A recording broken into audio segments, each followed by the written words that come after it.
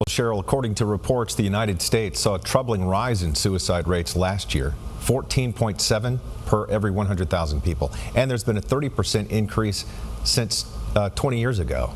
Suicide Prevention Day is observed on September 10th every year to try and reverse that rise. Those statistics underscoring a mental health crisis across the country, with the total number of suicide deaths in 2024 at over 49,000. The CDC reports 1,243 suicide deaths in Virginia 2 years ago. I talked with Dr. Danette Gibbs, director of the Campus Suicide Prevention Center in Virginia. How important is it to actually bring up the word suicide or to ask people their actual thoughts? Yeah, it is actually really important to ask directly, are you thinking about suicide, or are you thinking about killing yourself? Are you thinking about ending your life? Because and that's for a couple reasons. If we aren't direct in asking, things can get miscommunicated, or it's easier to avoid answering directly and giving an honest answer.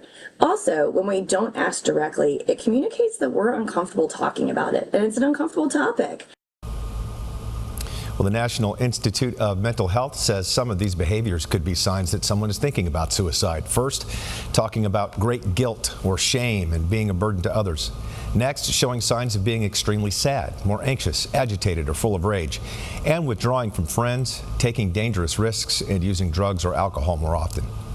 If you're thinking about suicide or worried about a friend or loved one, or would like emotional support, the 988 Lifeline is available 24/7 across the United States. It is free, it is confidential.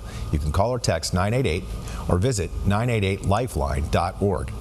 Dr. Gibbs tells me that the more of the signs a person shows, the greater the risk. And if you suspect someone may be at risk for suicide, it's important to ask directly about their thoughts. In the studio, Rob Cardwell, CBS 6.